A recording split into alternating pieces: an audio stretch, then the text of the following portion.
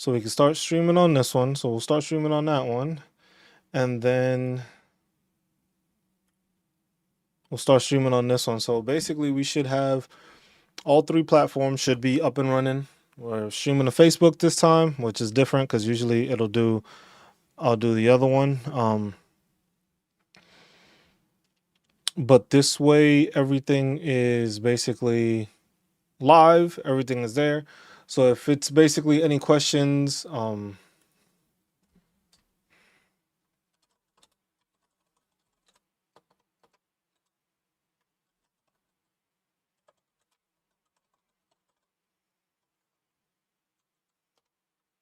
don't know if I can pin anything on Facebook, but this way we can have it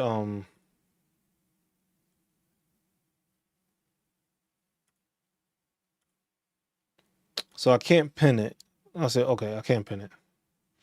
So that way people have the ability to ask questions on YouTube, Facebook, just basically because I know on Facebook I have been it's been a lot of friends reaching out, just asking questions and stuff like that, in regards to the veteran affairs situation.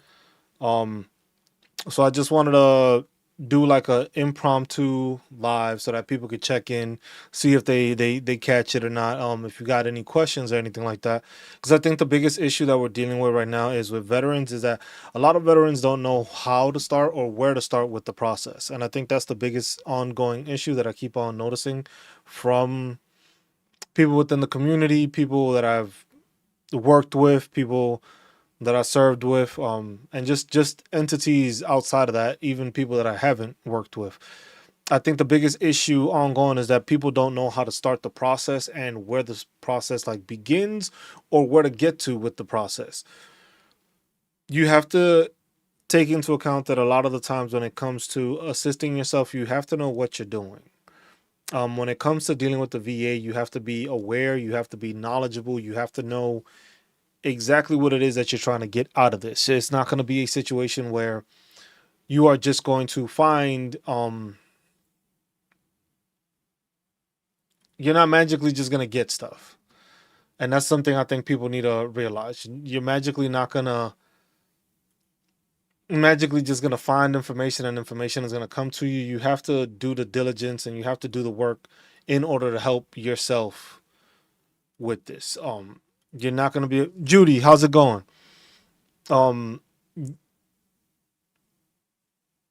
It's kind of hard to do that when you don't know what it is that you need to get done. And I think that's one of the biggest issues right now that people don't understand is just like, what is the process? Where do I start? What do I look into? What do I begin? And a lot of it is documentation, and that's where a lot of people keep on I guess missing. I wouldn't say missing the point, but I think that's what they keep missing is the fact that they don't have the proper documentation to actually take care of themselves and actually provide a claim that is actually going to benefit them and is actually going to be resolved in a positive manner. Because there's many times, and then also people need to realize that sometimes it's not only you filing a claim. Sometimes there are instances where the VA does mess up. The VA is not perfect. And I think that's something people need to realize. Also, the VA is not perfect and they do make mistakes. Some of them are like blatant mistakes that you're just like, man, I can't believe this shit. And then other times it's you're just in awe because it's just like you're trying to figure it out. Is the damn thing on Facebook like frozen or something? I can't tell. Oh, let me see something. Yeah, this thing keeps on like freezing. But yeah, that's one thing that people need to come to the realization of that. I'm working in studio and watching it. Okay, cool. But that's something that I think people need to start realizing more is just that the way you set up your disability claim is the way you're gonna come out winning. If you go with the mentality of just I'm gonna do whatever, I'm gonna do the bare minimum, that's the output and the outcome you're gonna get. It's gonna be the bare minimum. You are not going to get a serviceable answer if you're not putting in the serviceable work. if that's, I guess, like understandable, if people can understand that. You're just not gonna find that. You're not gonna encounter that. You're not gonna run into that situation. You're gonna run into problems because of the fact that you basically thought that your documentation was good, and sometimes in actuality, a lot of people don't realize that their documentation is not where it's supposed to be. When it comes to documentation, I'm talking about anything that has to deal with MRIs, X-rays, buddy letters, buddy statements, your own personal statements, your spouse's statements, your kids' statements, a nexus letter from a doctor, outside provider. These are all things that assist you when it comes to creating your claim that a lot of people, I don't think, realize. And I think that's one of the things that they keep on missing out on, is like, people need to realize that, hey, you need to be able to have, said gorilla. You need to realize that the VA is not going to do the work for you. And that's the other thing I think that people miss out on, that the Department of Veteran Affairs is not hired to do the work for you. They are there to basically interpret the work that you provide them. Sometimes you do get lucky and you get CMP examiners or compensation and pension examiners that actually assist you, and that they actually they assist you, and they do their best to basically, how can I put it? It's kind of hard to put it in an easy way to say, like, oh yeah, they're there, because they're not technically there to just assist you. They're there to help, but they're not there to do the work for you.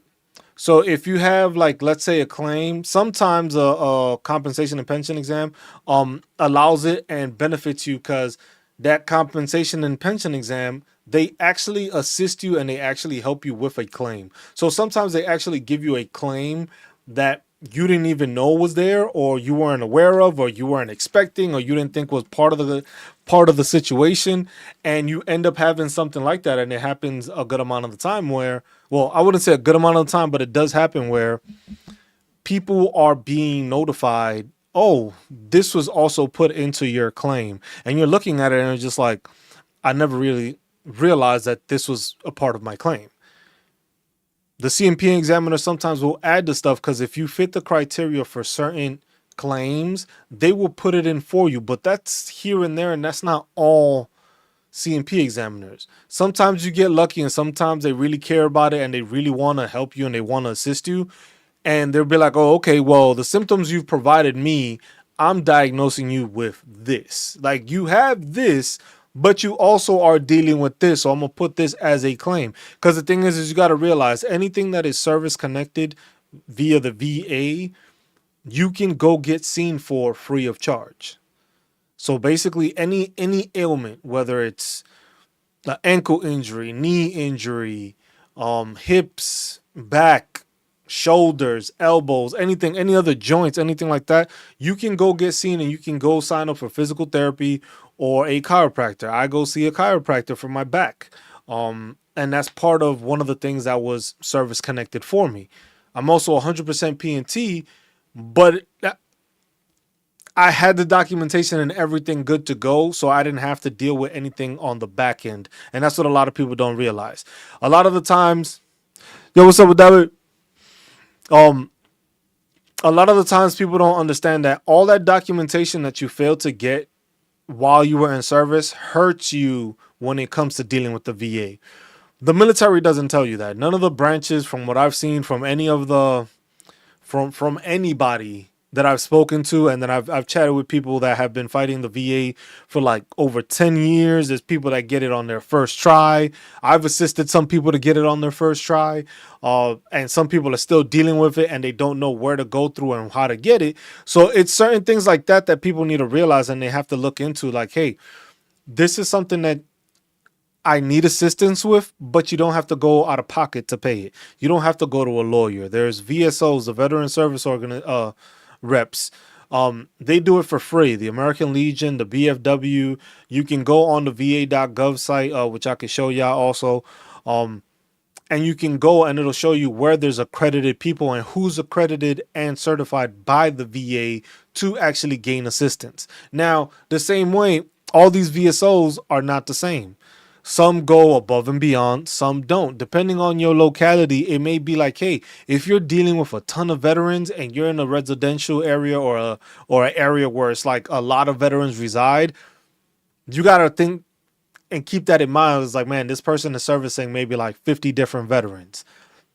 He's not gonna catch everything. There's gonna be stuff he misses, but then that's also on you because you have to do the work for it. You have to go through your service records. You have to go through your medical records. You have to go get an x-ray. You have to go get an MRI. You have to go get a CAT scan. You have to go and show the physical therapy that you've done. You got to go through all these different steps and processes in order to make sure that you have the documentation you need to be service connected and to receive a rating.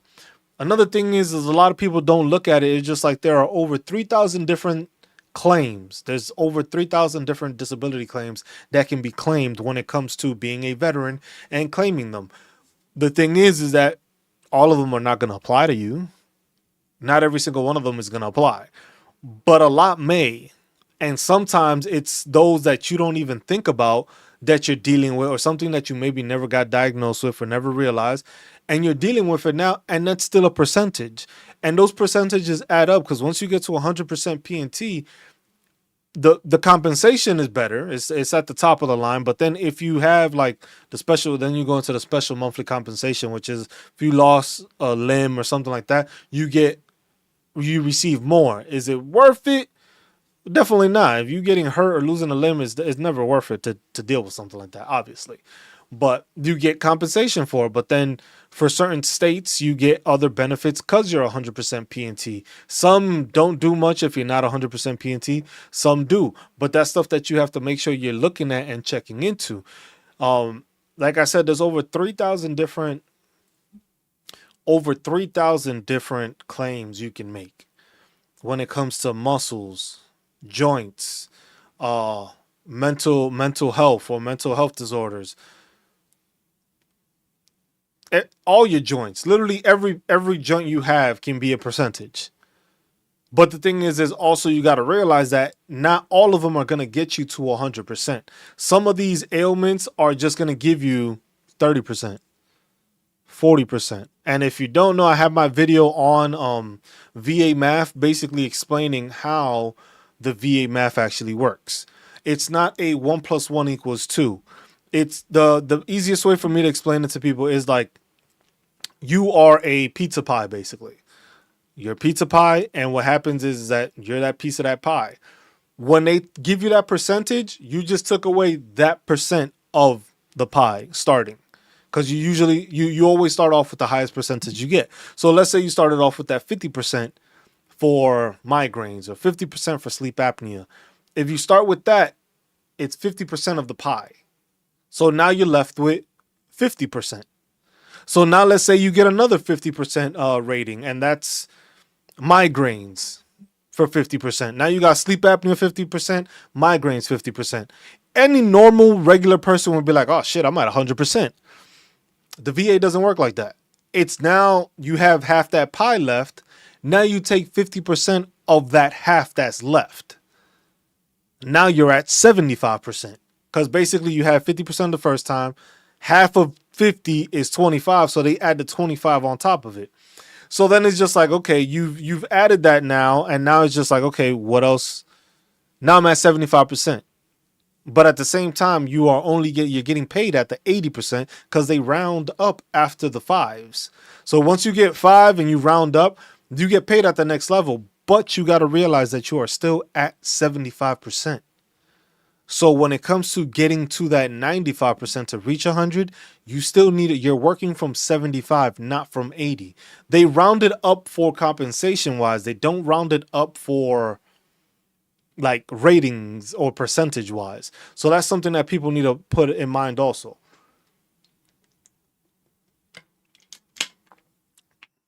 All those numbers and all that stuff gets added into it.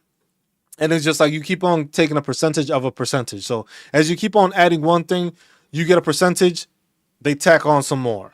So you had 50% sleep apnea, 50% migraines, you're at 75%.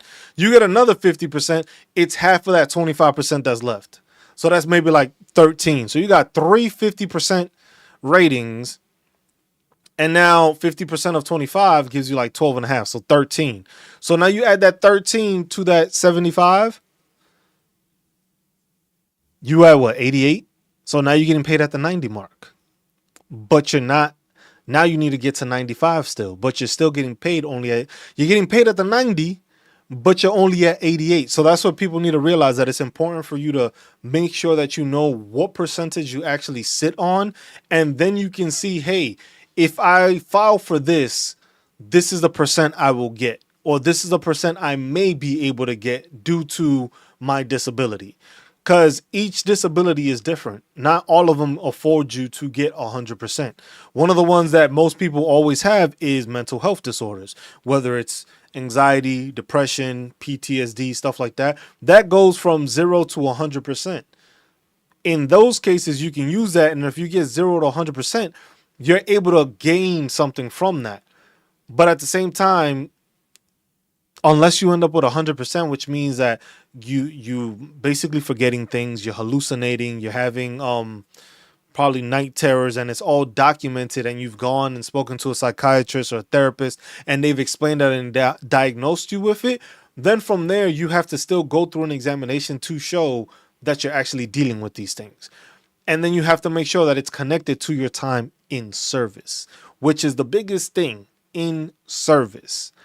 You may have PTSD, but if you have no way of proving that your PTSD was caused because of your time in service, because of that traumatic issue that happened that you have no documentation, never got seen for, now you going through another process of basically, now I have to prove to the VA that this is actually military related.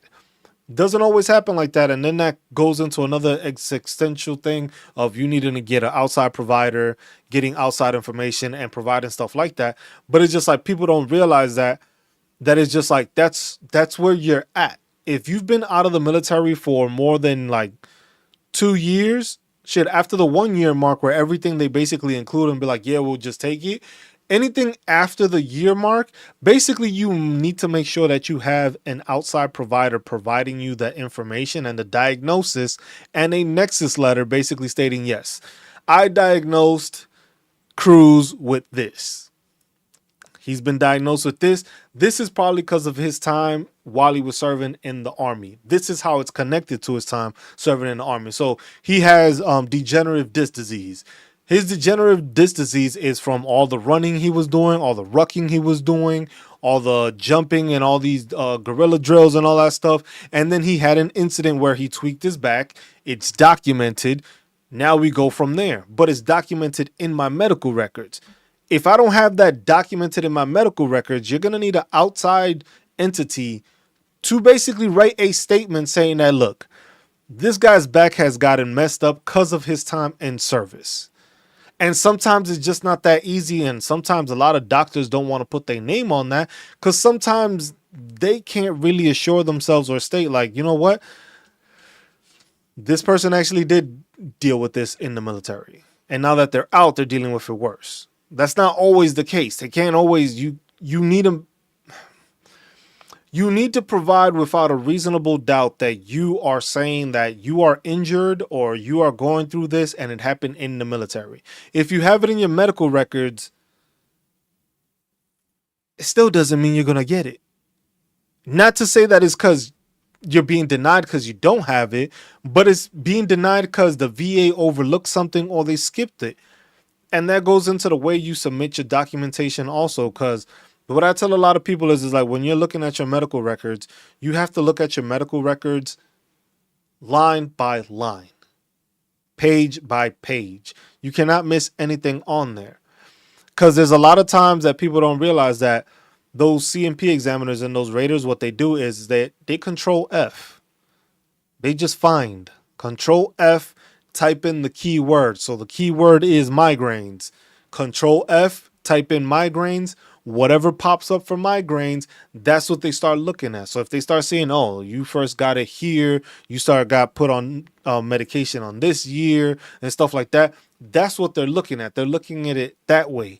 But at the same time, if somebody in the PA or in the military decided to mistype migraines, so maybe they forgot to put the E at the end and it's just NS. That document that has that information is not going to populate on a search.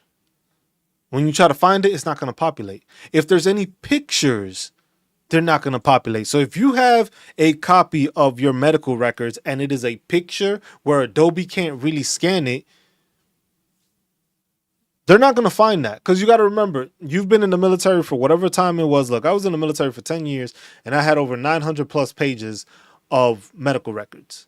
And that was putting together all my like physical therapy, my x-rays, my MRIs, multiple physical therapy sessions, all my sleep studies, all that stuff. Hey, 40 rounds, my man Anthony. Appreciate you, my man.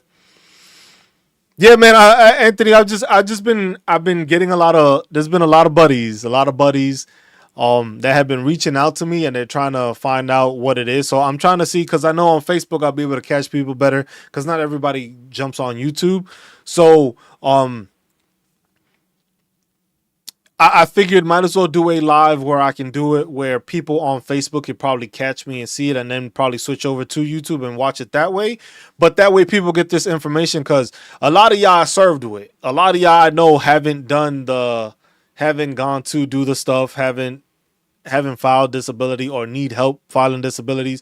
And the thing is as friends and people that I served with, I'm willing to help y'all with no issue. I don't have an issue helping y'all, because I've served with y'all. I know who y'all are. With other people, it's just like, I don't want to charge, but it's just like, it does take up time and resources to be able to help everybody individually. With people that I served with, it's like, hey, I know y'all already. It's different. With people I don't know, it's just like, hey, I need to find a way to justify, like, hey, if I'm going to take 2 to 3 hours out of my day to go one-on-one with somebody to help them and see what they got and see what they need to do and see how they can fix it, then yeah, we got to do something about that. But that's beyond the point there. But it's just like, information like this is readily available, because the Code of Federal Regulations is searchable. Excuse me. All you got to do is you literally all just got to type in Title 38 or CFR 38 Part 4, and that'll populate the document that you need, which will show you the schedule of ratings. Part 4 showing what disabilities you can claim and what percentage you can obtain from them when you do it. Because remember, not everything, like I said, not everything can get you 100%. When it comes to, like, let's say if you have arthritis in your hands, you can count each finger that has arthritis as a 10% rating. But like I said, you need to make sure you have a diagnosis, and it shows that whatever you were doing in service could cause that. If you're a mechanic and you were always turning wrenches, doing this, that stuff, that's something that you were always using your hands. So it's hard for the VA to be like, well, no, that didn't happen because of us. But at the same time, if you never got seen while in service, it was like, yeah, maybe it's something that occurs after the fact, but you file that differently, but you still have to prove that it was because of the military.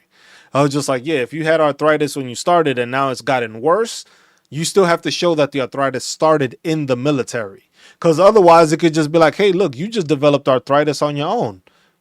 Nothing to do with the military. But if you can show, hey, yeah, it happened while in service, I went and I got my hand seen, and they said I had arthritis, and you kept on going and it keeps on getting worse, that's how you claim it also, because you have that documentation basically highlighting, like, yes, I issued this and I dealt with this while in service. But if you don't have that, then it's going to just be, it's a hard road to continue down. But the other thing is you can't give up when it comes to fighting your disability claims. You can't give up. You have to continue to work on it. You have to continue to go. Even if you get denied, you have to continue to appeal. If you know you have an issue and you know something is wrong, you have to continue to fight that fight to basically acknowledge and make sure that, hey, I got this completed. I got this done. I was able to file this. I found documentation on this. What I like to tell a lot of the active duty people, if you're still on active duty, if you know anybody that's on active duty, if they get a profile, tell them to keep a copy of it. Make a copy. The same way you have, like, I don't know if people still do the I Love Me book, which is, if y'all know, like all the awards, promotions, all that stuff in a book. Do the same thing, but for your medical stuff. Any medical profiles that you get, put them in there. You get a damn sick call slip that just says you were on quarters for anything, put it in there. Make a copy and keep a copy for yourself so that way you have that also as part of your medical records. Because a lot of active duty don't understand that when your profile expires, it's out the system. They don't really care for that, because the thing is basically, if it's not permanent, it doesn't stay in the system. If it's a temporary profile, that means, oh, you were injured for like 2 weeks or something like that. Cool. All right, you're not injured no more. You didn't come back. We don't need to put a profile, so that profile just disappears. Because if you notice, most of the time now, at least I don't know if it changed with this new IPSA program, but it's just like when I first joined in 2012, like 2013, 2014, you can actually pull up and see all your old profiles. Then when they switched to that whole new program or something, all of a sudden you only saw your most recent one. So you weren't able to download previous ones. You only saw your recent one. So now if you have a list of all these times that you were on profile, and then you provide that with your medical records, you just gave even more evidence to show, like, hey, look, I dealt with this while I was serving. I had to deal with this. I went to physical therapy. I did this. I did that. All that stuff gets notated and it gets evaluated and it gets seen as service connected. But if you don't have that, it's hard. There's a lot of people that are very prideful. They didn't want to go. They didn't want to go to the doc, or they told them not to go to the doctor, or it was like looked down upon, all that stuff. All that stuff is valid. I understand that. But at the same time, you still need to take care of yourself, because none of those platoon sergeants, none of those commanders, none of those first sergeants, none of those platoon leaders are going to take care of you afterwards. None of them are watching over you. None of them are making sure, like, oh shit, is this person good to go? I was just like, no. It just doesn't happen that way. But if you don't have no documentation, it's an uphill battle, basically. So basically, you finding all your documentation is the other thing. Now, when it comes to your documentation, you have to sort the stuff out, and that's why I say you have to go through line by line. You have to go page by page. You have to literally word by word, whatever you're claiming. You have a back injury, you have to find everywhere in those medical records of yours where you dealt with the back injury. Whether it was physical therapy, a steroid shot, muscle relaxers being prescribed, all that stuff has to be documented and in there, because it shows. Like in the case for me, when it came to my migraines, the guy just typed up migraines, and then he was just like, oh, prescriptions. He saw, what is it, Maxal or Rizopran or some shit like that. I don't know how to say it. But that one was there, and that showcased it, and it was just like, oh, okay, this person does have this. He does deal with this. He's taking medication for it, which shows, okay, this person is actually showing that he has medication on it, and it's visible. He's using it.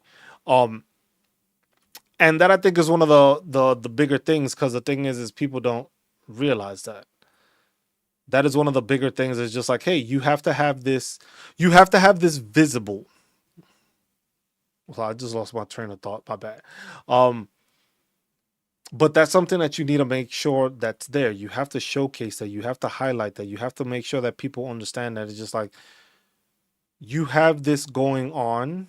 You have these things going on. You have to show them. Nobody's going to take care of you but yourself. And that's the same mentality that you have to make sure you're doing with the VA. The VA is not, the VA is there to take care of you, but they're not there to do the work for you. If you got all this documentation, go through it line by line. Every time you had a back issue, anytime it was an ankle issue, anytime you went to behavioral health, all that stuff, Start separating all those documents in your medical record and start separating them towards those items. And then you make that a PDF so that way when you go to file a claim, you are labeling that evidence as that claim. So, hey, you are filing for upper, like, cervical back issues. Anytime you went to get seen for it, anytime you went to physical therapy for it, you make that a whole complete different document. And then you just label it as cervical back issues or cervical back evidence. You label it that way, you make it its own PDS, and then when you upload it, because you have the ability to upload the evidence, you upload that document file. Because you're going to still upload your whole medical record. But at the same time, now you have specific evidence on these claims. So that way it specifies for a person, hey, I don't know who Cruz is. I don't know this guy, but he says he's claiming this, he's claiming that, he's claiming this.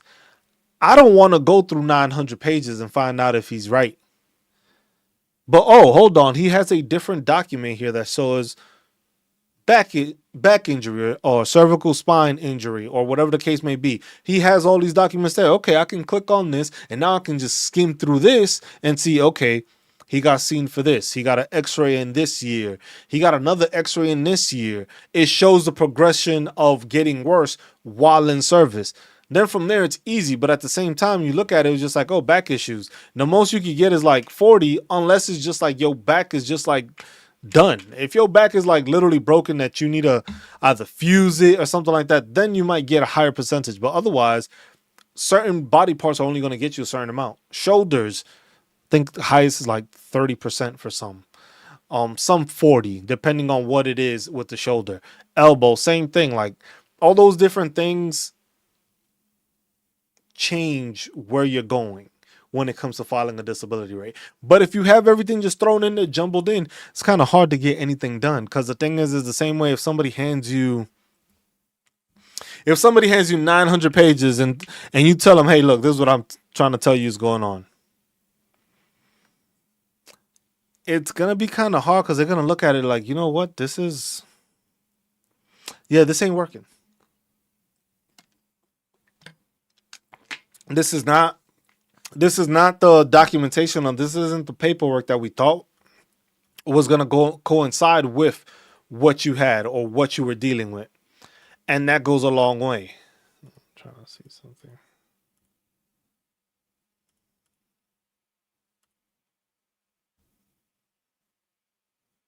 So why does my internet look like it's dropping?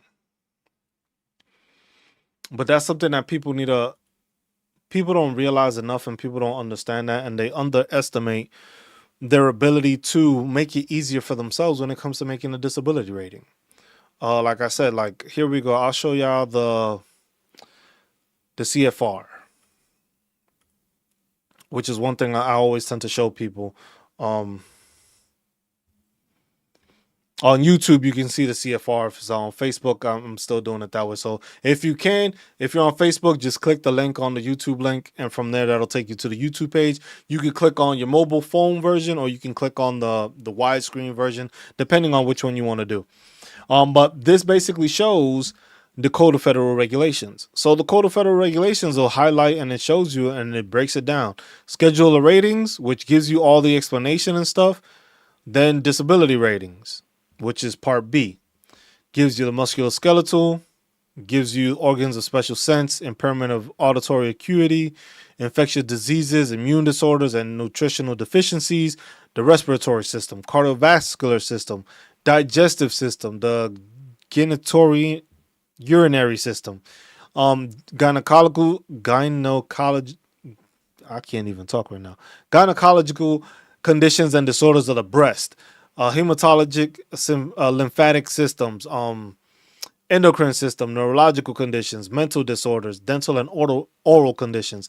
Like all these things are covered. All these things will show you and highlight this is what you have available to you. This is what you have available to claim. A lot of people don't know what the digestive system, like GERD, irritable bowel syndrome, Stuff like that, that's a disability claim. Most people deal with it, but they don't even know. Shit, if you spent so much time eating MREs the damn while you were in, when because you were always in the field eating MREs, your stomach is not the same. And it's just depending on what it is that you're dealing with. See, GERD. GERD could get you up to 80%. But like I said, with each breakdown, there is a certain criteria. What most people end up getting is like 30% or 10%, depending on it, just like if it requires medication, dilation, like depending on how bad it is for GERD. If you get surgery, ulcer disease, what else you got? Gastritis, you got stomach injuries, stomach like incident cirrhosis of the liver, gallbladder injury, irritable bowel syndrome can get you up to 30%. Colitis doesn't get you anything, but they tie it into different things. So that's why it's important when you go to file a disability claim with that, you have to ensure that you are paying attention to what it is you are claiming. Because some things just don't have anything that is in the Code of Federal Regulations.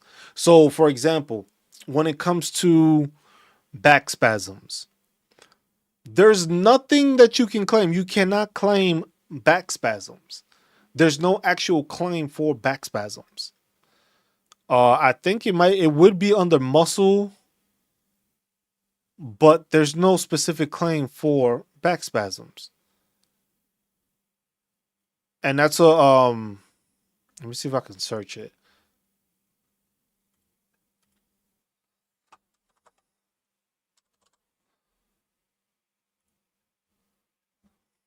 Static foot on palpable painful motion.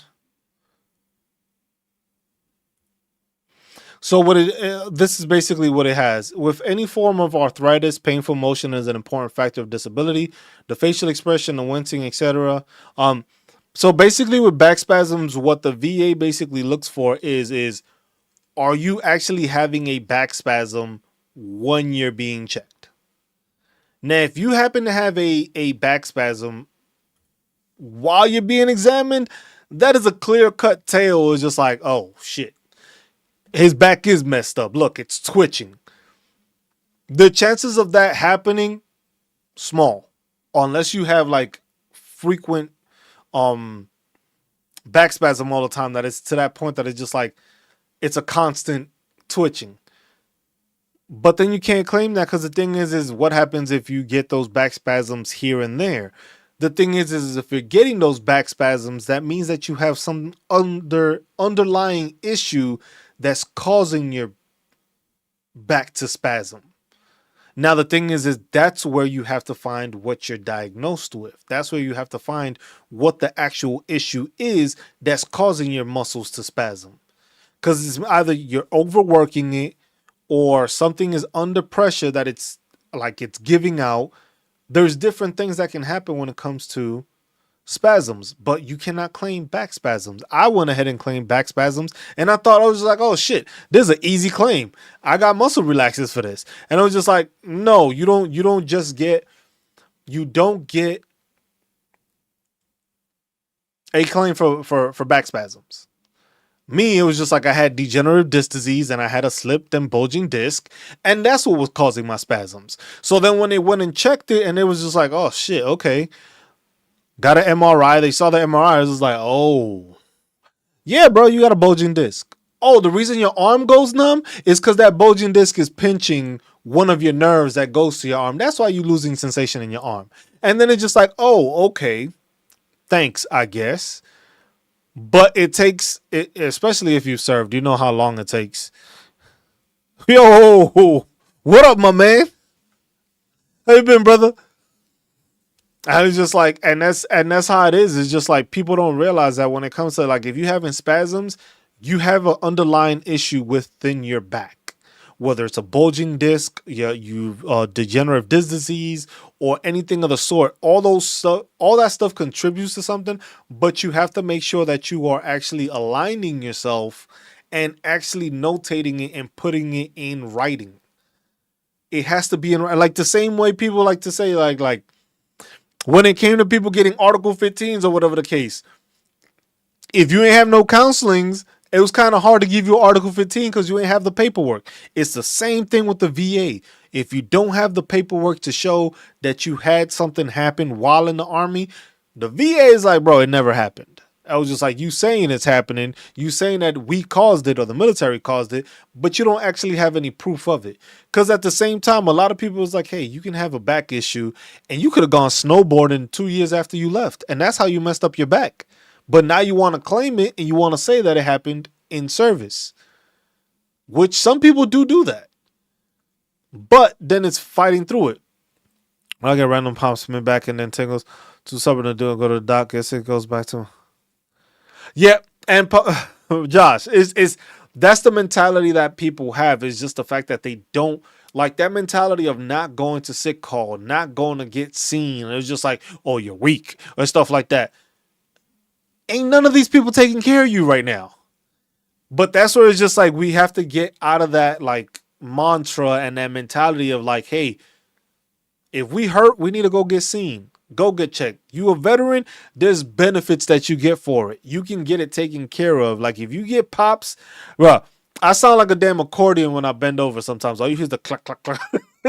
like, you know, when they fucking cranking something open. That's how my back sounds like when it's expanding itself again. So it's just like those things.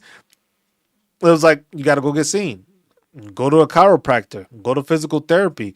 They provide you all that stuff once it's service connected because you can go and get health care basically, and it's free of charge. You don't have to worry about it because they basically paying for it.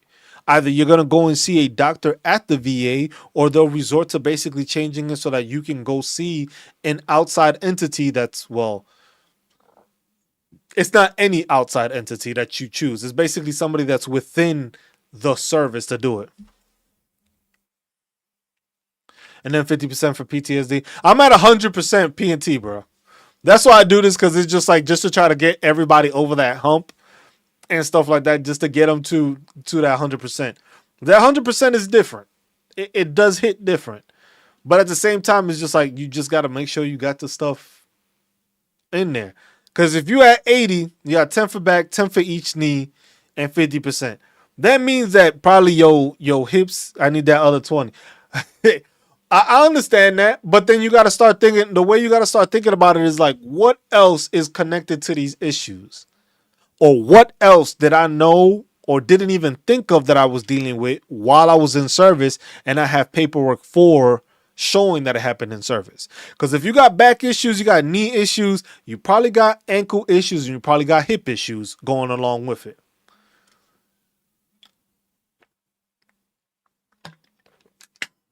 I put in for sleep apnea and they sent me 2 take-home tests. I've been noticing that they've been doing that a lot more.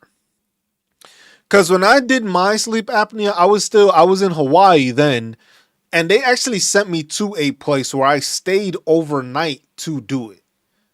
So it was just like a building that they just did like the sleep study, and I stayed there overnight to do it. I slept there.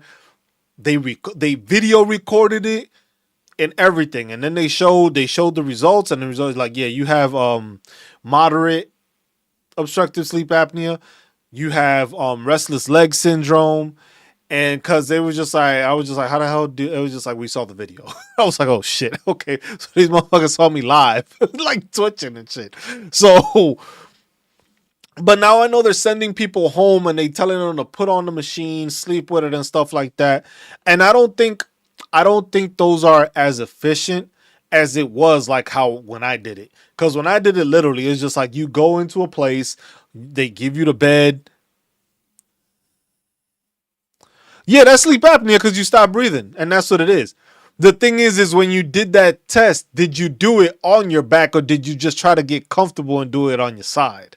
That's where I think it's a problem, because the thing is most people, when it comes to that take-home thing, it was just like, you just trying to sleep comfortable because it's uncomfortable as shit when you got something on your fucking chest trying to measure shit and you have it on your chest. It was like, man, I'm going to sleep on my side. If you're on your side, most of the time you breathe easier and you don't have that issue. But when you're on your back, That's when this closes up. And that's when you stop breathing and you have issues. Shit, I have that all the time, and I sleep with a damn CPAP machine all the damn time. I sleep with my shit every day. And my shit is still, wife is just like, yo, wake your ass up. And I don't sleep in 1%. I toss the term, I started. Yeah. And that's the thing. So that's why it doesn't show up as conclusive, because the thing is if you were to stay on your back, it would show basically how restricted your sleeping is. But when you go on your side, your esophagus and your breathing is not cramped. So if you keep on moving just to get comfortable, like that's why I don't like that method. I've never really been a fan of that method, because the thing is just like they send you home with it and stuff like that. With mine, no, these people got video. These people, man, they put so many damn wires on me. That shit was crazy. No, see the thing is damn, they damn near do though. Like they put sensors like all on your head. They put sensors on your chest. They put some on your legs. Um, they even put you with like a breathing apparatus on there, which basically shows like your oxygen level and stuff like that. And that's why I was just like, when I hear people telling me, it's just like, oh, I got my sleep study, but it's just like, oh, they sent the shit home. I was like, sent it home. I was like, that shit ain't gonna work. I was just like, because the thing is you gonna try to be comfortable as you are. You in your own house. It's a lot easier to tell how bad you can't stay sleeping when you're not in your own bed. Because literally they put you in a damn room, turn off the lights, and be like, hey, you need anything, you need to go to the bathroom, we're about to connect you so you can go. If you need a pee or wake up or something like that, go ahead. But they put the oxygen thing on you, sensors all over chest, and then they recorded the whole thing. So that's how they saw the twitching, and they saw it, and that's what gave them the evidence to show, like, okay, this dude has this, he has sleep apnea. I think it's like, for me, it's like about 25 times per hour, I think it was. I can't remember exactly. I think it was like 25 episodes per hour. Or like within half an hour. Every half hour was like 25. It was something ridiculous where it was just like, and then it showed it because it did it that way. That was the thing. Hold on, let me see something real quick. But that's the one thing that a lot of people don't realize when it comes to that. It's just like, if you are doing a sleep study, the VA. So Josh, did the VA send it as a take home test, or did you do it like through an outside entity? Because I think that's what I'm noticing and I'm realizing is that through the VA they are sending you that take home kit. Or maybe they are doing it outside also, because it is something that is just like you don't always get a referral for and stuff like that. So it's just like, yeah, you got sleep apnea. The machines is like $2,500 alone. The test itself it takes some time, because it's like you take it and it takes like at least almost a month or two for you to get the results. But I'm saying, so they third partied it out and they still sent the take home. That's the crazy part. Because it's like they trying to be cost effective, but I think it's hurting more veterans because of the fact that it's just like, you're sending me, you're not actually have me doing the thing. What's crazy is they didn't want the test kit back. That's what? That's interesting. So they sent you something to test you and then they don't want it back. Like, how the hell? Oh, okay. That could be, that's understandable then. So then what you need to do, Josh, is that you need to go, if you have an outside provider or something like that, and be like, look, I've been dealing with sleep apnea since I was in the military. I've been trying to get Medicaid. I've been trying to get a CPAP machine since the military. I've been dealing with this. I've been dealing. If you can show, the thing is like you have to show that you had it in service. That's where a lot of you might run into that headache. Because if you out now and you're trying to get sleep apnea, you might get diagnosed with it, yes. But can you prove that it happened while you were in service? That's where it started. If you got diagnosed with it, but that's the thing, if you're doing a sleep study now after the fact, it makes it harder for you to actually prove that it happened during service. So you have to show something during service that it happened. Whether it could be like shit. I tell people, okay, see, You got doc appointments, but do you have documentation? Because the thing is like I tell people, the fucking military PAs are the worst, the absolute worst. Because most of the time they don't put what the hell is supposed to be on there. I have a DIC claim pending and VA requested a ACE exam. However, the opinion was not based on the conditions I am claiming. Vet had in-service strep. Months later, developed post-streptocal. Huh. Sorry to come. See, that's the thing, Josh. You have to have that documented, though. How will opinion? Let me see. Uriel says, if I have a DIC claim pending and a VA requested a ACE. What is the ACE exam? I'm not sure what the ACE exam is. However, the opinion was not based on the conditions I am claiming. Vet had in-service strep and then months later developed post-strep. So the thing is will letters and counselings help? If you have, look, buddy statements go a long way. They may not be the best, but it's something there. So hypertension, years later, hypertension causes heart disease, both conditions aggravated COVID and cause death. Uriel, so when it comes to the DIC claim, I know that a lot of the times is that in that autopsy, and sorry for the loss, in that autopsy, it has to say that they died because of that. Because the thing is it could be aggravated because of COVID, but a lot of the times the VA likes to give a hard ass time because of the fact that it's just like if the autopsy or the doctor report don't say this person passed away because of that. Is there a record review instead of a DBQ? Okay, a record review. Okay. So that's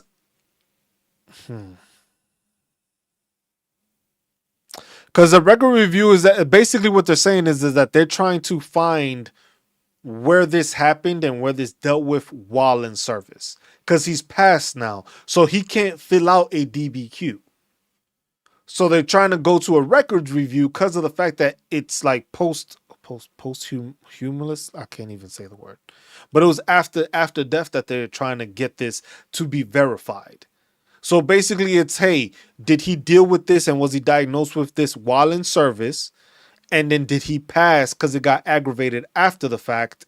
And that's why he passed. That's why the VA makes shit so fucking difficult sometimes, even though it's like a straightforward thing. The VA makes it difficult to annotate these things because most of the time, like I said, those PAs in the military, most of the time they don't put half of the shit that you actually deal with. If you actually look at the document, like if you actually sit down and read your profiles, shit's still dirty. If you sit down and read your actual profiles or your actual like doctor's visit or whatever the case, you need to make sure that you are paying attention to what they are saying in there. Because a lot of the times the PA ain't writing it in that. You could have had what, like a ankle injury. Like in my case, I sprained my ankle. He just put ankle injury. I was like, I had a severe sprain that I had 18 months worth of physical therapy. They didn't want to give me the sprained ankle because of the fact that the PA didn't put it was a sprained ankle. He just put it was an ankle injury. So they took it as, oh, well, all this physical therapy that you did wasn't because of a sprain. It was because of another thing. It was something else that happened to your ankle, but it wasn't a sprain. So they... How often do I do these? So these Q&As, I always do them every Sunday. I do them every Sunday, 12 noon, 12 noon Central Time every Sunday. Facebook, this is the first time that I actually decided, you know what? Because sometimes I do these on TikTok, and I do it that way. This is the first time that I'm actually doing it on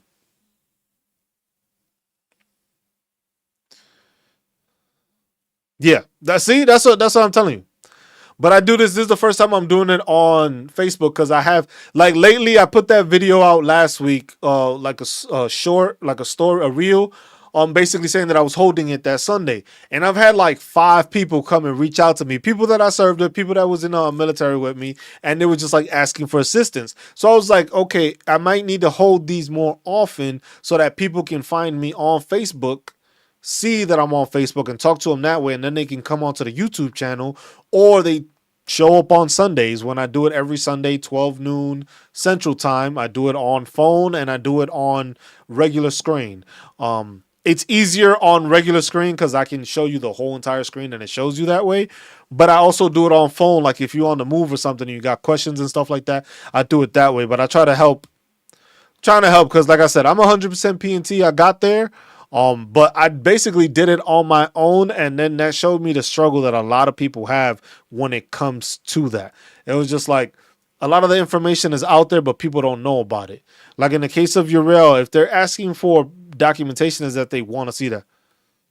And that's the thing, Josh, is just like I'm trying to find another time slot that would work for me and work for people, because I know Sunday is church time. People go to church on Sundays. I already know that. People go to church. And then football season is starting up. People going to watch their football game. Only thing I tell you is like, look, you can worship and you can watch a rerun of your game, or you can just tune in and maybe get your benefits up. That's all I'm saying. It was just like 1 week of missing is not going to hurt you, but that 1 week of getting that information can benefit you for the following weeks going forward.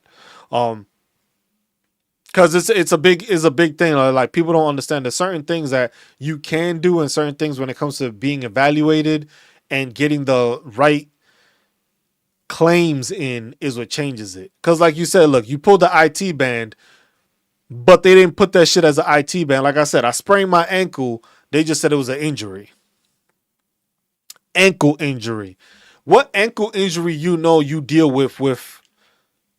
Well, I guess I could have just hurt my ankle, but I dealt with it for a year and a half. So the thing was, when I looked at my records, there was nothing saying that it was an ankle injury. It just looked like I was going to physical therapy for a year and a half off of an ankle. It didn't say why I was there or anything, because the PA never put that I sprained my ankle. Mind you, my thing swole up like a damn watermelon and shit was like black and blue and everything. And this man just put injury. So when I put the claim in, the VA looked at it. It was just like, bro, we are denying this claim for ankle. And I was just like, what? And I had to appeal it, and that took a process, and that's the other thing. Me not knowing, what I ended up doing was I ended up refiling.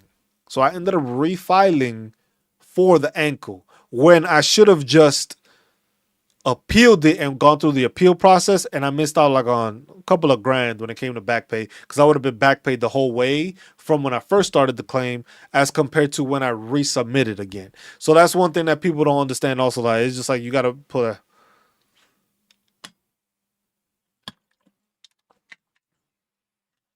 Bruh. These people don't care.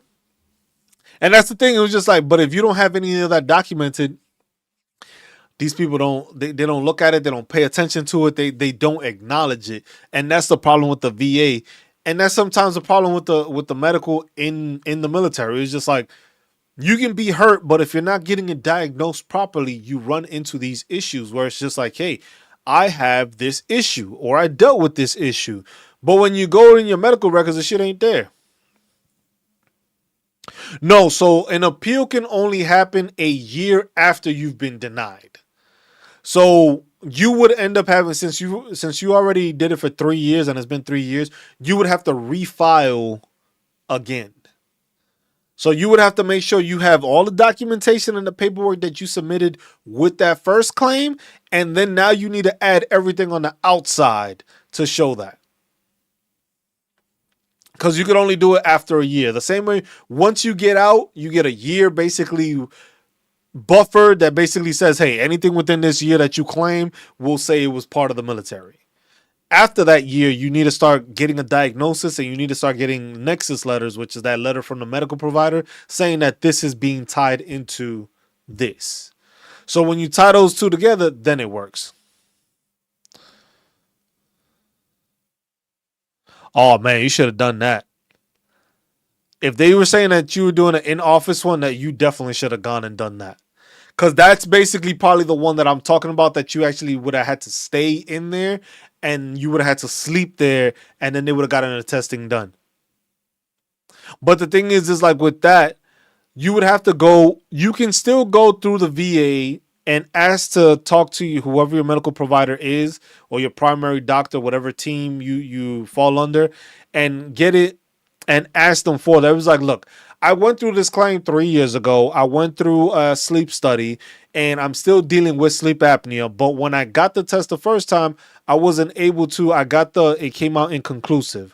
Is there any way that y'all can schedule me for a in-home or an actual facility where I can do a sleep study to help assist with, or do I have to go through an outside entity?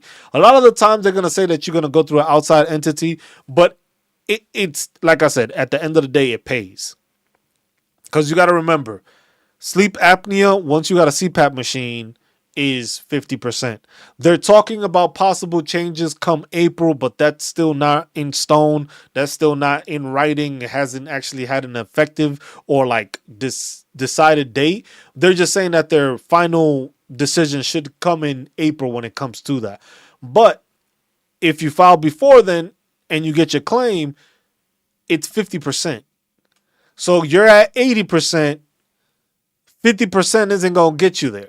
Because you got to remember, then if you're at 80, you got 20% left. 50% of that, if I go through outside, is there reimbursement? Most of the time, there isn't. That's the issue. Most of the time, it is not reimbursable because of the fact that it's just like it wasn't a service-connected issue. So you may have to go out of pocket to get that done to show like, yes, I have sleep apnea. I can get the documentation and stuff like that. You'll make the money back over time, but that's the unfortunate part when it comes to this. Is just like, or you go through the process of the 50 would not put you over. No, that's the sad part. That's the sad part, because you got to remember, VA math is not 1 + 1 = 2. So if you're saying you're at 80, but then that's where, are you at exactly 80%, or are you at like 75%? Or are you at like 84%? Like, you see what I'm saying? Because if you fall from 75 to 84%, you're getting paid at the 80 rate. So you have to see where you are at. Yeah, the math ain't mathing. The VA math don't math. That shit ain't regular math. That shit don't add up. But you're taking a percentage of a percentage. So literally, that's why you have to know, like, legit what your percentage actually is.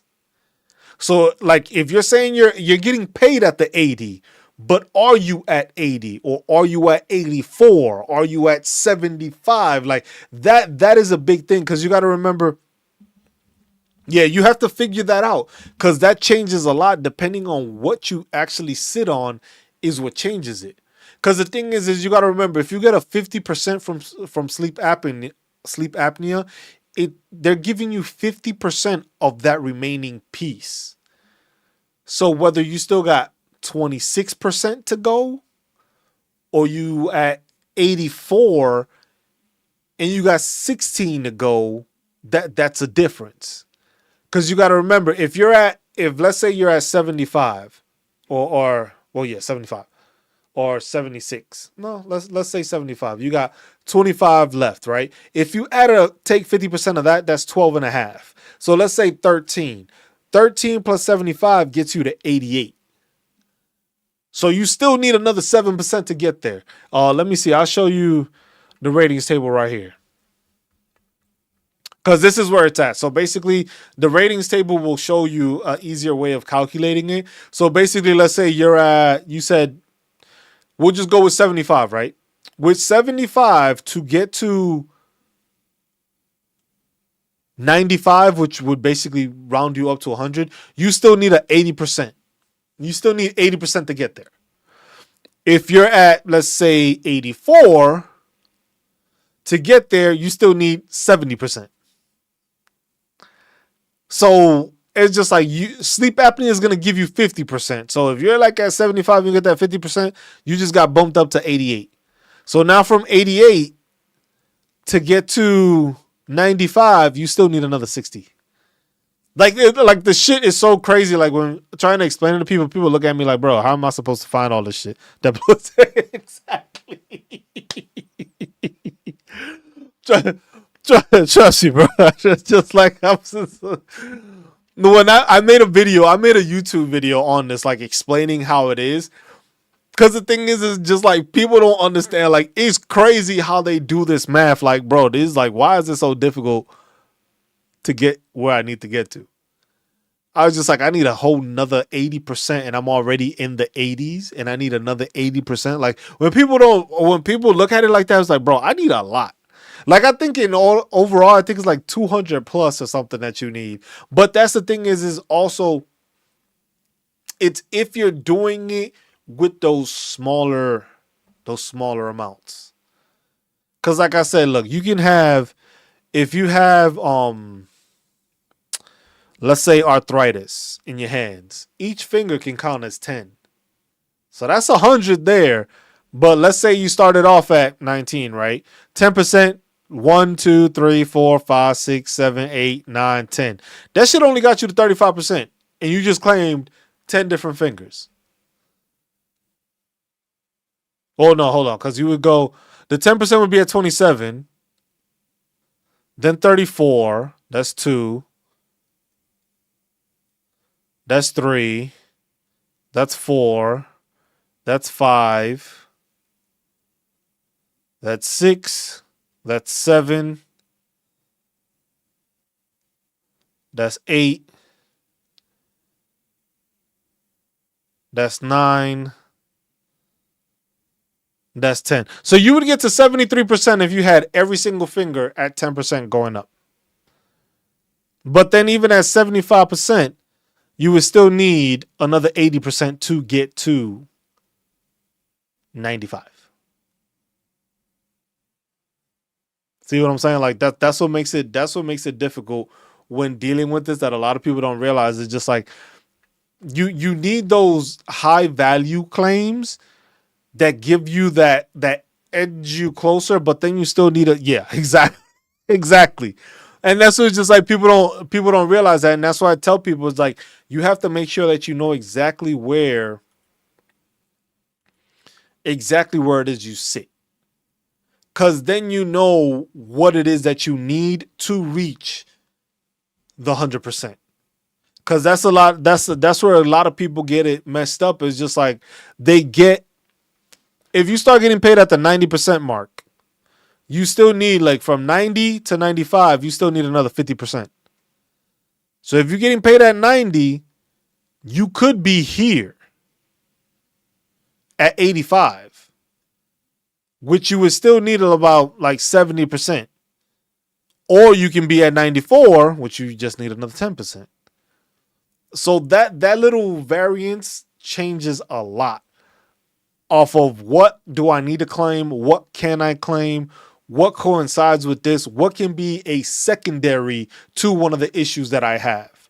Because basically, like I said, if you have sleep apnea, that's an issue.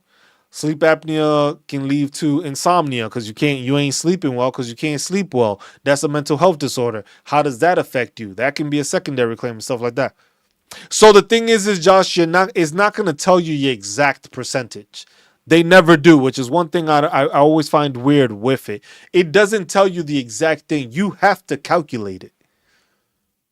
So I'll put the link to this real quick.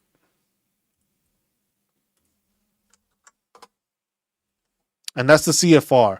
So if you check that and you look into that, just go there. You can click on that link when you get the chance. Basically, it'll take you to this page. You just scroll down. It's like a part 4.25, the combined ratings table. And literally go down the list of, and you go down the list of what your disability ratings are. So you start off. Most of the time what I ended up doing is just like go through the whole list and put them in order. So basically what your high claims start off like that and then number all of them and put them down the list. Or you could go by one, but it's easier when you start off with the highest one to add it, but you could do it either way. Whenever you start at and you go from there. So let's say you got a 10%, that puts you at 19 basically. So if you just got 10%, is basically putting you at 19, which is weird, but it should, like, you see what I'm saying? Like, it should, I don't know how that works, but okay. And you start from there, and then start going up the list. Yeah, and then you go from there. And this same document, Josh, is the same thing you're gonna use for that. So you can look up and you can search stuff.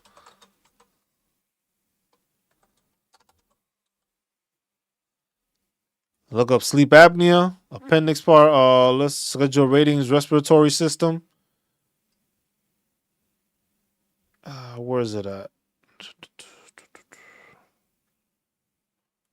Bronchitis, bronchial asthma, emphysema, chronic obstructive pulmonary disease.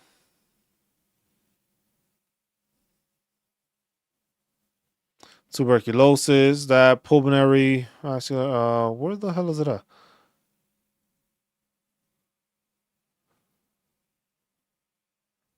You gotta keep going because sometimes it's there's a whole bunch of shit here.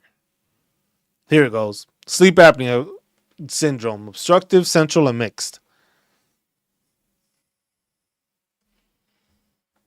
Yeah, and that's the thing. They don't send that to you. So a lot of people don't understand that when it comes to their disability rating, they just look at it as like, oh, I'm 80% or I'm 50% or I'm whatever percent. But that's what you're getting paid at. That is not your exact numeration of where you're at. Because look, this is sleep apnea. Sleep apnea is like if you have chronic respiratory failure with carbon dioxide retention, you get 100%. Like you literally breathing in carbon dioxide when you breathe. That's how you close to dying at times. 100%. Requires use of breathing assistance device such as continuous airway pressure CPAP, 50%. Persistent daytime hypersomnolence.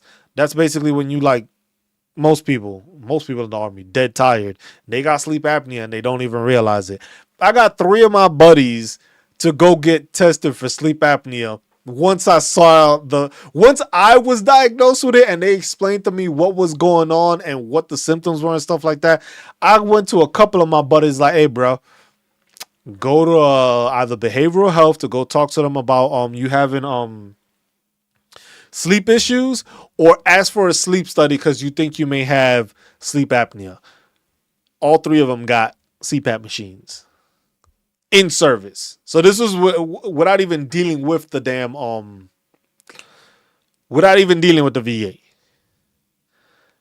And that was in service. And I just asked like, hey, I had issues. I went to behavioral health for it. They thought it was like a sleep issue I had. So they tried to put me with like a sleep coach. They put me on an app that basically tracked when I slept, how much I slept, stuff like that. And it was just like, I started pulling this shit up and I started inputting. Like I go to sleep. I wake up randomly multiple times in the night, multiple times to go pee. I could sleep like 12 hours and I felt like I slept 1. And then sometimes I slept 3 and I felt like I had slept for days and I was refreshed. And then they saw that and it was just like, all right, this whole sleep thing and coaching is not going to work. Hey, as long as you did something in there, that's a claim. That's a claim.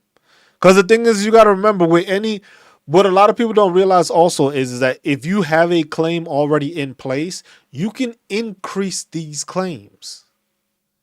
You can file for an increase if they've gotten worse.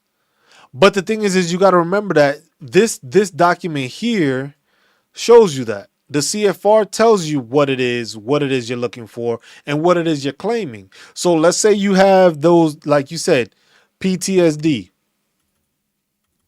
And I'll show you PTSD. Let me see if it pops it up this way.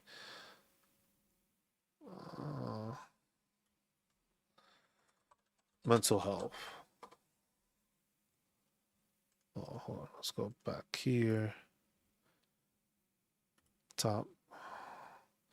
Go to table of contents, and you can go down, scroll down, mental disorders. And this is the list of all the stuff that it comes to mental disorders. But this is how they formulate any of these issues. It's 10%, 30%, 50%, 70%, and 100% that you can get, depending on how badly it is.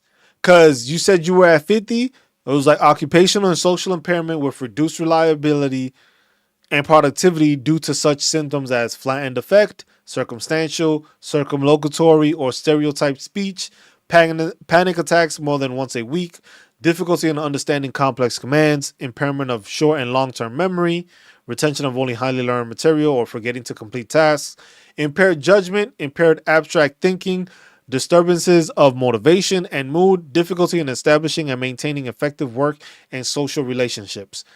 That's what you fall under. Now, if you look at it, to get to 70, you would have to fall under the suicidal ideations, obsessional rituals, which basically can lead into OCD, but that's also something else that's on here. Obsessive compulsive disorder, that's also there. Any one of these mental health evaluations, hold on, what's that? My door? Hold on, give me 1 second.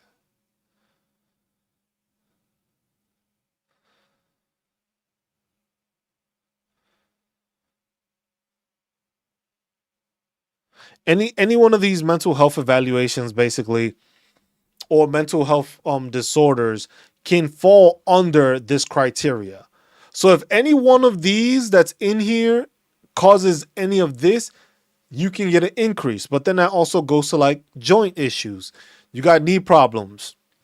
Your knees are getting worse. You can't move them as much. You can file for an increase. For me, it was my mental health thing that I filed for an increase for because I was diagnosed with PTSD.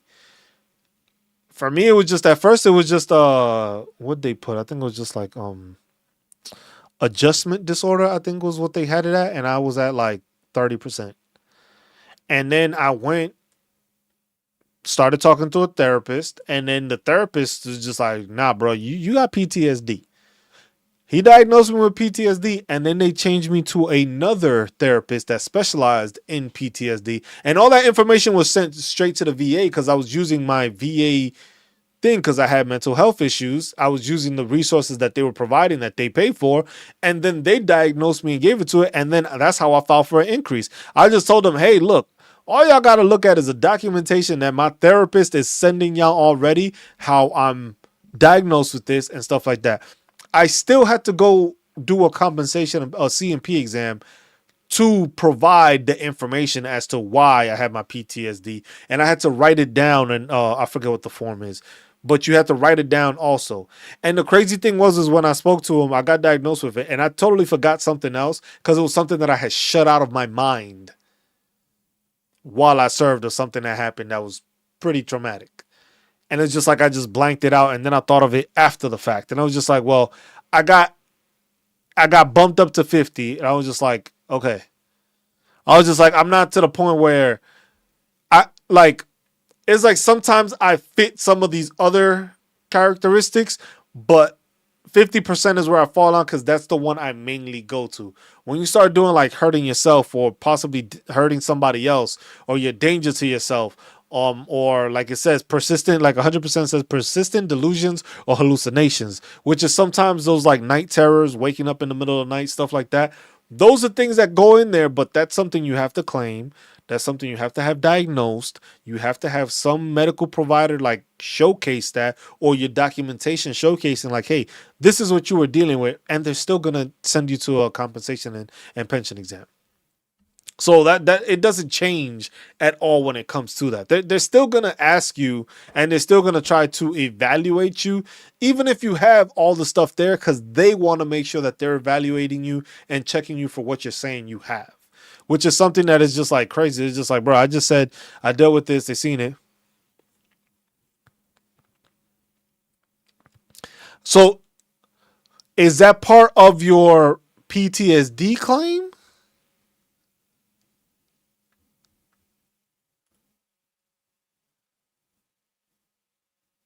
Oh, let me see. What did you put? Because you got 50% PTSD, yeah.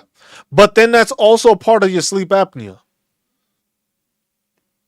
Because the thing is your body is what gets you up, and that's what was explained to me by the. Because I got mine done in Hawaii, but when I got my CPAP machine, I got it in Germany, and the guy came to the house, brought the machine, had me test on different ones. He was like, "Hey, try this one." I was like, "What's more comfortable for you? This, and that." It was like, "Okay, here's your results. Let me go over this." And it's just like when you jump up like that, like when it's times that you just wake up in the middle of the night and gotta go pee, your body just woke you up. When it's times that you wake up like that, jump scare, breathing heavy, and it's just like, and then you go back to sleep, that was your body. I was just like, he basically explained it to me as like, look, this is your body telling you that you're healthy enough that it's telling you, hey, bro, you need to get the fuck up. You need to get up. We need to move you around. We need you to do something to get you breathing again. And most of the time, it's like, hey,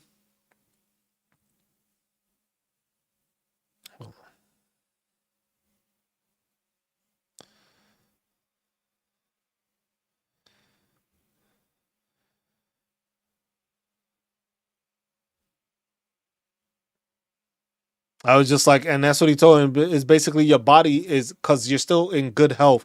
Your body is telling you to get up to start the breathing process again. Because the thing is you're stopping the airflow. So your body's like, hey, bro, it's like your shit being like, hey, wake up. You need to breathe. Hey, no problem, man. Just like I said, every Sunday I'm doing this. I'm trying to see if I can find different times. But this one was just like a pop-up one, and I'm gonna try to see if I could do this when I have the ability to just do like pop-up streams where it's just like, hey, I can try to catch people on different days, try to do more live so that people can get this info. Like I said, on Facebook, I'm gonna start doing it more often because I know it's the people I served with that I know are there on Facebook. On YouTube, I get people from all over the place. But benefits is benefits, entitlements is entitlements, disability claims, no matter what service you were in, are still disability claims. It's still the same process, still the same stuff. But appreciate you, my man. Yeah, get them kids to sleep. That's the only reason I'm streaming now is that the kids went with the they're out and about. So on for YouTube. So all right, man. I appreciate you. I appreciate you. But yeah, that's the one thing that people need to understand. It's just like when it comes to that, it's just like your disability and your documentation and what is going on with you. A lot of the times, also veterans don't know. What up, Spark? I'm randomly doing this on Spark. This was just like an impromptu. I got the house to myself. I figured I might as well stream. Um, but yeah, it's just like those things. Is just like a lot of the times also it's us as veterans don't know what we are filing for or what we're actually dealing with. We ourselves are not medical providers. We ourselves are not medical assistants or know what's going on. We don't know in depth like, oh, this is what's happening. I was like, we know this, we know that. That's not what happens here. That's where we run into that problem that we don't know what it is we're supposed to claim. We don't know that acid reflux is GERD. Most people don't know that shit. Most people don't know that if you keep on waking up in the middle of the night because you got to go pee or you out of breath and stuff like that, you probably got sleep apnea. It may not be severe, but you got some sort of sleep apnea that's just stopping your breathing and it's causing you to start panting when you wake up in the middle of the night. Most people don't know that. When you end up going to sleep for a couple of hours and you feel refreshed, and then when you sleep for a long ass time, you dead tired. That's sometimes just because of sleep apnea, because the oxygen levels for your body to replenish yourself are not there. So your body is tired because you didn't actually rest. You didn't go into that deep sleep because you weren't breathing well enough to get into that deep sleep. So you were fighting, trying to your body's basically trying to keep you breathing so it doesn't allow it to relax and actually breathe and actually, heal itself. So those are things that people don't realize when it comes to like issues with just like the joints. If you're overcompensating on one side and because of the other. Dash, what's up? That was just like if you're doing that, that's something that people don't realize. Like if you're overcompensating on something. Like I said, if you're dealing with muscle spasms or back spasms, you have an underlying issue. There is something else there. You have back spasms and stuff. You have something else going on. You just have no idea what it is.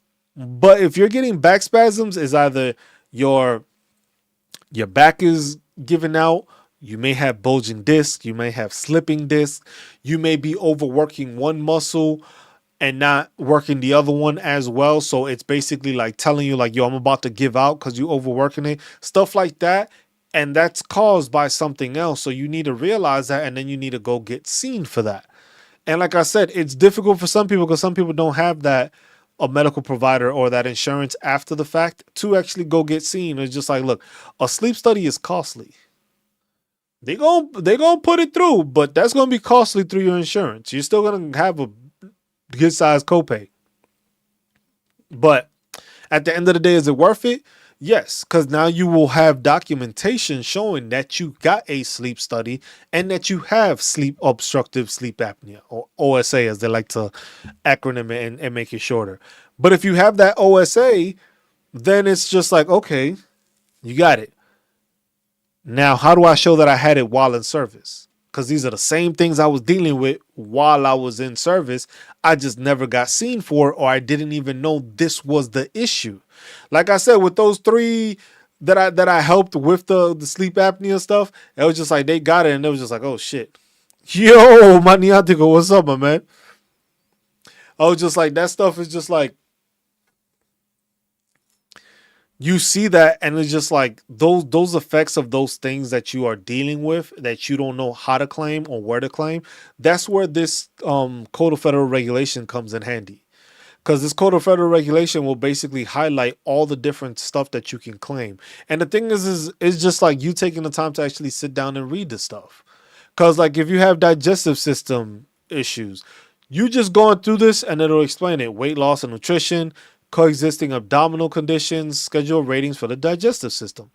And it gives you a breakdown of all the different things that you can claim. All the different things you can claim. Some of them caused by the military, some not. Like some people have the like the PTSD when it comes to dependence on that. Yeah, see? And that's something like that. Like, look, you getting a back surgery. If you're getting a back surgery, you're gonna probably end up with back spasms because back surgery doesn't work for everybody. For some people, that shit is great. They're perfectly fine. And for other people, it's just like, no, it didn't make it any better. Especially with a lot of people in the military, that shit happened. Because that's when I got told I got my bulging disc and I had my degenerative disc disease, I started asking people. I started asking like, hey, who here? Like I started running into people like, hey man, I heard you had back issues. Did you get like surgery and stuff like that? Some people were like, yeah man, I got some people got like a disc inserted. Some people got a disc inserted into the thing, and then some people actually got like their discs fused and some of that. And then it's just like you got different answers, because some veterans would just be like, man, or some people on active duty were just like, look, my back is good to go. I'm straight. And it was just like, man, I should have never fucking gotten surgery. And it's twofold when it comes to that. It's just like you can see it one way and you see it the other. Then it's just like, I understand what you're saying, right? You're right. My left bad knee caused my right knee to get bad, and I have sleep apnea. Glad I did a sleep study while in service, because now it's hard to sleep without my. Yeah. See, and that's what it is. Any surgery and stuff like that, when you get it, especially in the military, is just like if you're getting the surgery after your time in service, it's difficult because now you have to provide proof that you were dealing with the issue while in service. Yeah, 50% on sleep apnea is one of the biggest things that is just like I said, I got 3 friends of mine that while I was still in Germany, I got them on a CPAP machine. So when they decided to get out, some of them are still active, but they've gotten out. They got their CPAP machine. They got an automatic 50 just because I told them like, hey bro, just attempt a sleep study. You fit all the symptoms. Hey, for a second, appreciate you, my man. Proud of you, man. I'm proud of you. Appreciate you. But yeah, those are the claims. Those high dollar claims are, it's not even, it is high dollar, but it's high value claims are very important that most people don't think of. Like a lot of people deal with migraines. What do most people just do? They just go in the, man, I'm gonna just pop some pills. They don't go get seen for it. A lot of service members don't sleep well, don't eat well, don't work out well, don't drink enough water and stuff like that, and they develop migraines on a constant level. But what do? Instead of actually going to get seen for migraines, they just go to the commissary or to the exchange and buy Tylenol or Excedrin extra strength, all that shit. That's what I was doing at first. I was just going to the extra strength aisle and popping them shits like it was damn Tic Tacs just to try to get my brain from, like, I don't know what it was trying to do. Then I was just like, yo, these shits ain't working. Hey, I'm dealing with migraines because it's like I'm starting to like not be able to function in certain times because it's just like my head is just like pounding. Got medication for it. Some people even get shots for it. I knew a couple of people that got like shots for the migraines to try to help with the migraines. Sometimes it helped them, sometimes it didn't. But then if you don't go get seen for it, it's been a long time, honey. It's been a long time. I have to stop by the hood back in the day, and I need to get some games in. But I can't right now, man. My body's all fucked up. I can't even ball anymore. Good times, man. Need to bring a couple tournaments back over there to the hood and do that. But yeah, those claims are just like, it's simple things like that people don't realize. It's just like you dealing with the stuff instead of actually going to actually get seen for these issues. You don't go get seen. You go and try to take care of it yourself, and it ends up hurting you on the back end because you don't have the documentation for it. So if you had those migraines and you've been dealing with those migraines and you never went and got seen for them, all you did was like pop your own medication, you're going to get out and you're still dealing with those migraines. You're going to claim it and they're going to be like, miss you too, Gabby. And congratulations. I'm trying. I'm trying to make sure everybody living better, taken care of. That's what I'm trying to do. But yeah, stuff like that, like migraines, you can get 50% off of that. Depending on how badly you get them, that's 50%. Sleep apnea, that's 50%. Mental health, that one can vary from 0 to 100%. Depending on how bad it is for you, most people end up with at least 50% or to 30. 30 to 50% is usually what people end up with mental health. But then you start falling into these other categories. Like I said, there's a whole bunch of different things that fall under mental health. It's not just anxiety, depression, PTSD. There's other things that fall under that, and that's like where's it at? Just highlight it here. So you got schizophrenia, delusional disorder, major neurocognitive disorder, from a TBI or traumatic brain injury, generalized anxiety disorder, obsessive compulsive disorder, PTSD, panic disorder. So if you're always getting panic attacks, somatic symptom disorder, which the somatic one I believe is just like you always feel pain for stuff. That's another one. Bipolar disorder, persistent depressive disorder, major depressive disorder, chronic adjustment disorder. Like all these different things are there, but you got to remember when it comes to that mental health evaluation and that mental health rating, everything gets combined. So all those different things become one rating, and that changes your situation and that changes how it goes. But this is the rating scale from 0 to 100.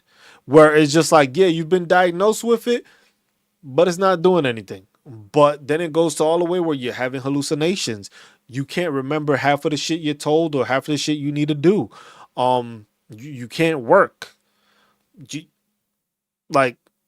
You have like a kind of OCD for certain things that gets you off of getting other things, like stuff like that. All that stuff gets ties into it, and it deals with mental health disorders. So all those are claims that are there, but at the same time, then you look at it, like I said, you got to look at this, and you got to look at the ratings table, because look, 50%, you start here, 50% with sleep apnea, you get 50% in migraines, that's 75. So now you go to 75%. 75% and you get another 50%. You at 88%. So from 88%, you still need another 60% to get you there. But that's only if you have those high value claims like 50% sleep apnea, 50% migraines, and 50% on mental health. Then it's depending on what else do you have.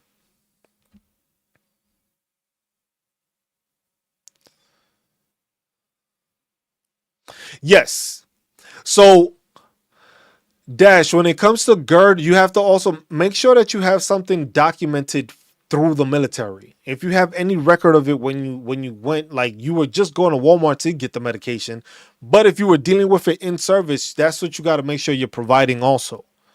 Because they changed it now. GERD, the digestive system rating scale, just got changed this May. What was it? May 19th of this year. That's when it went to affect all the changes. Because now GERD is possibly 30%, where before I think the most you could get was like 20 or 10 or something like that. So digestive system did change, so that's something to look into. You got irritable bowel syndrome. You got GERD. I forget the one that's just like where you can't hold your bladder. That's another one.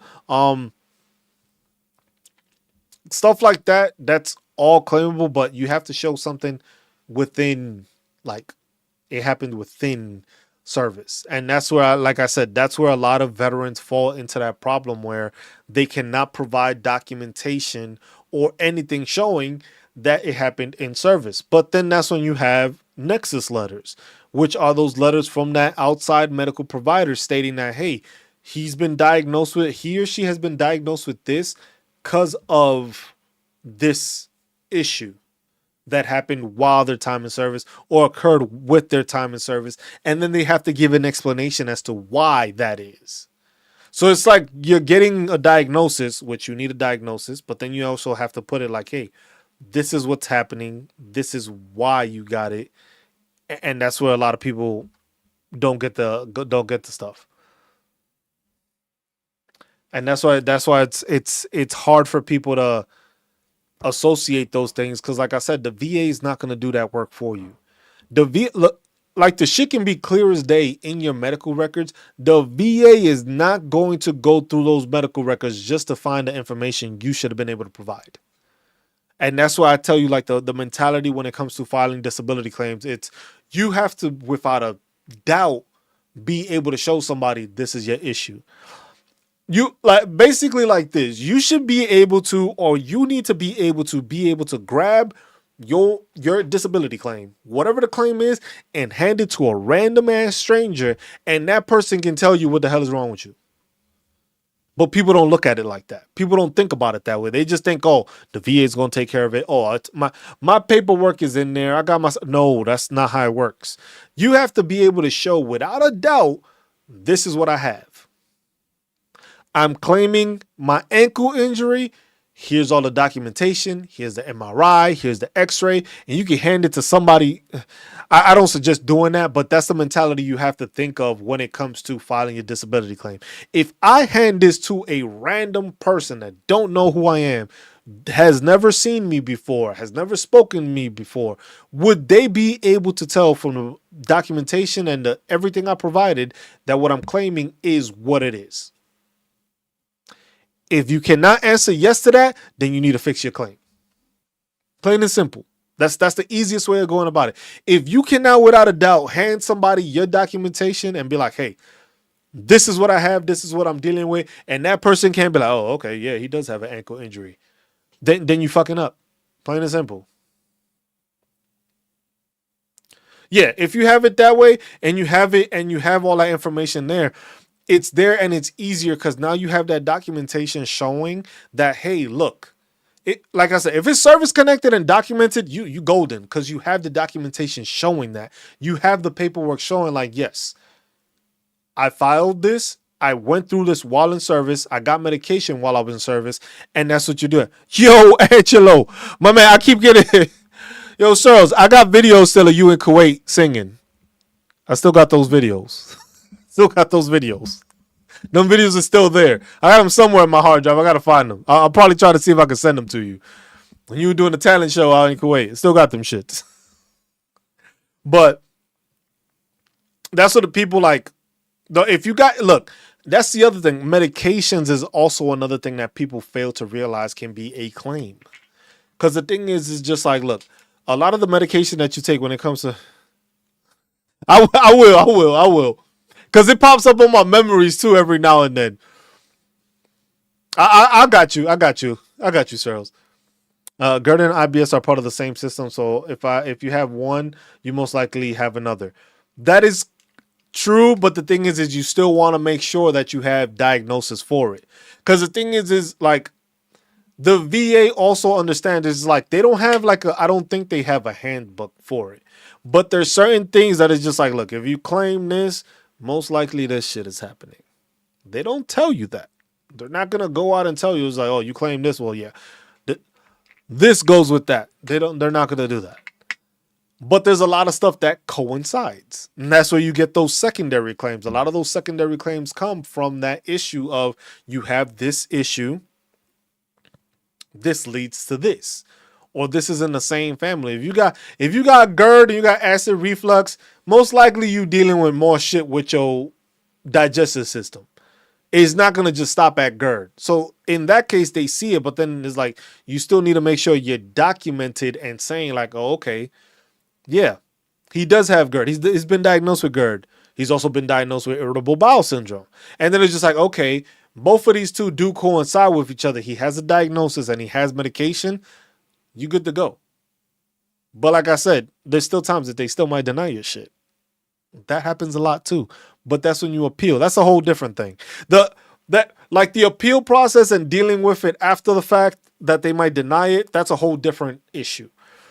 The main issue is getting it right the first time when you're submitting it. And like I said, when it comes to anything like that, you just have to make sure your documentation is straight. That is the biggest thing, your documentation. You have to make sure that your shit is straight. If it's not, you're going to have a hard time. You're not going to be able to get the stuff accomplished. You're not going to be able to get this documentation to show it. Like I said, if you cannot provide without a doubt your paperwork to somebody else randomly and they can't tell you what is wrong with you, you're not filing correctly. If you're filing anything, you should have depending, because you also got to remember, some people are doing the BDD process, which is the benefits delivery by discharge, which is when they're 180 days out from ETSing to the 90 days, they can do all that stuff. And then basically you get your ratings and all that stuff, like maybe like a week or two after you finally ETS. Or a lot of people, what they do is they don't go through that process because a lot of people don't know the process, or their unit, which is pieces of shits, don't give you the actual time to go through the process. You deal with that, and now you have to deal with the VA after the fact. If you file your disability claim a year after your ETS, you basically don't need any outside sources. But once you've been out after a year, from there, you are going to need outside documentation, outside diagnosis, whether it's a nexus letter, whether it's imagery, being X-ray, CT scan, MRI, buddy statements from you, your wife, your kids, your buddy that served with you and on that deployment where it was just like you had sleep apnea and you were fucking snoring the whole fucking time and it sounded like you were dying. That's a buddy statement stating that. I was like, look, man, this guy was my bunkmate, and I had to wake this dude up and push him because I thought he was dying and choking in his sleep. Statements like that go a long way because now you have somebody that's providing that and showing like, okay, they were deployed. So that already becomes a PACT Act claim because you probably got the toxic exposure, whether it was just like the burn pits or not. Your buddy's now actually corroborating what he saw and what he heard and what he witnessed with you when you were in service dealing with it. A lot of people don't look at it like that. It's just like you have a bunch of people you served with. Those people can provide you buddy statements. And the more in detail and the more clarified it is, the better picture it presents to somebody that's providing that information or reading it. Like I said, if a buddy statement comes and it's just like, I don't know who this person is, but I give them a letter and it says, yes, I served with this person at this time. We served together from this year to this year. We deployed together here on this and we did that and all this stuff. And it's just like you have all that documentation put together. It'll highlight what you need to be highlighted. So now you have a diagnosis from an outside provider. You got the imagery, whatever it is, or you got that sleep study done. You have all that stuff. Now that's documented. And now you have a buddy basically stating how he dealt with you having sleep apnea while you were deployed or on field exercises or whatever the case. And they give you, I wouldn't say a diagnosis, but they give you that substantiating statement basically, or that statement that actually benefits you and agrees and clarifies that, yeah, this person dealt with this at this time. This person dealt with this when they were old, when they were in the old unit with them, or whatever the case may be. And you have that documentation. Anything that you can provide, you have to think of. Anything that's outside the box, it doesn't hurt to provide it. It's not just medical records. People just think it's just like, oh, I need to show medical records.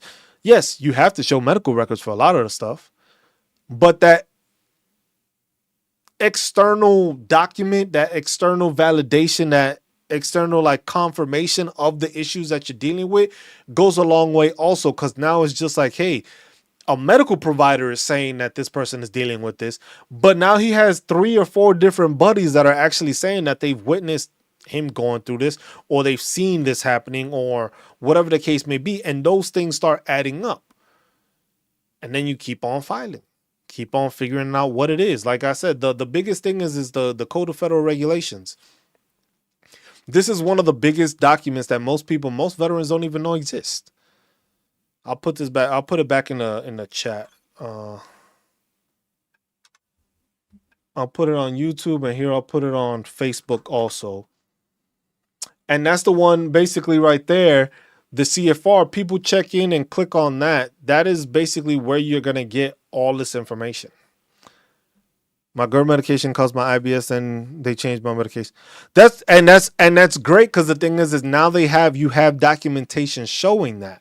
So basically you can claim that you got irritable bowel syndrome. It's just like your GERD medication caused it. But that's what I'm saying. Sometimes the VA knows that, and they won't fight you on it because they know medication does that. Like a lot of the times when people file for erectile dysfunction, it's because, hey, you've been taking all these fucking medications and now your shit ain't working.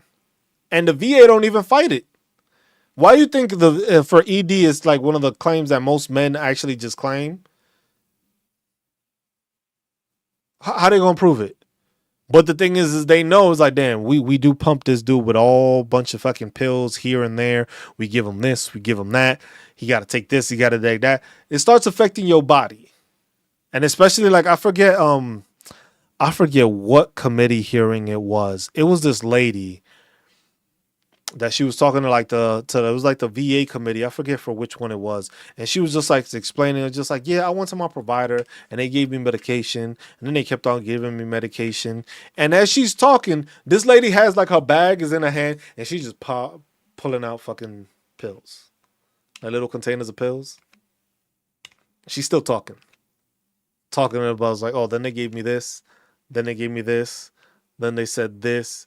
Then they said I shouldn't take that one because of this, but then I might need to take this one because of that. And it was just like, and it was just crazy because she like knew the names of all of them and she had the explanation. And it was just like, she ended up like with like, I think it was like 10 different containers of just different medications that it was just like one she could take at one time, but couldn't because of the other and stuff like that. And it's just like, you're going to have side effects.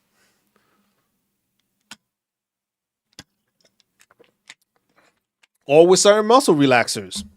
With me, I had to get them to change mine because it was like, bro, I can't function. This shit has me groggy beyond fucking belief. And then the thing is what does it say? Do not operate heavy machinery. You shouldn't be driving, stuff like that. So it's just like, how you want me to go to work if I can't even get in a car because of how damn groggy and damn like drowsy I am?